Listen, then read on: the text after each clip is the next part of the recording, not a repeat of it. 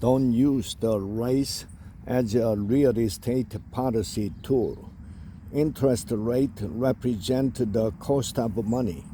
They can influence the demand for capital and play a decisive role in restricting the choices of individuals, making leveraged purchases of homes or stocks and the decision of companies on various investments. Consumption and investment decrease when rates go higher, and vice versa when they go lower. The central bank loosen or tighten the lid on the liquidity faucet with its rate decision.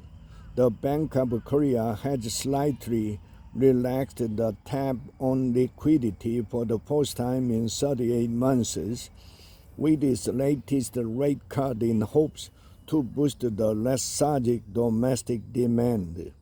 With inflation anchoring closer to the 2% target, the central bank shifted its policy focus to boost the economy. But there are notable risks. The lower the borrowing cost can fan the leveraged home buying spree to upset the efforts to contain household debt and inflation in home prices. This explains why the latest rate decision was not unanimous. The increase in household debt and the risk of their souring undermines financial stability. But the bigger worry is the impact on home prices. The central bank could bear the blame for the overheated real estate market if housing prices further jump from a rate cut. Its dilemma stems from the notion of regarding the rate as a real estate policy tool. When housing prices fail to come down despite a cascade of measures, the previous Moon government turned to the BOK to act as firefighters by pressuring it to raise rates. The BOK's rate path will rely on the housing market. Home prices will likely dictate the pace of easing, and the posh Gangnam area in Seoul will be the front line. Home prices plateaued after the government tightened the loans regulation, but apartment prices in Gangnam remained unaffected. The long-held myth about the invincible Gangnam home value feed the inflation in apartment prices. The Gangnam property market has become the biggest stumbling block in the BOK's monetary policy.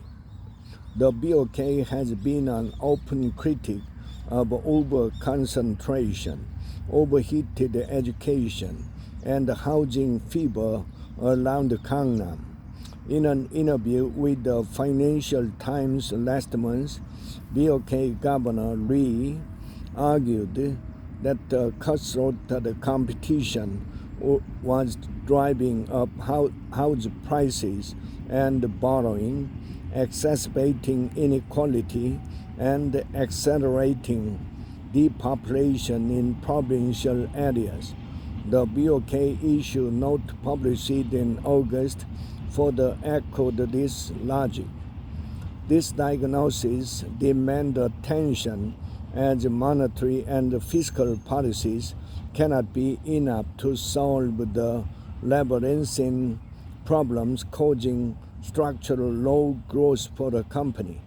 The BOK's prescription has been controversial. In an interview, Lee called for drastic solutions to encourage people to leave the capital and proposed a cap on admission to top universities by kids from Gangnam. The issue note in August also prescribed bigger university admission quotas for students from provincial regions. to stop overrepresentation of students from Gangnam in top universities. The central bank proposed aligning admission in accordance with the applicants from other regions to help fix the skewed home value in Gangnam.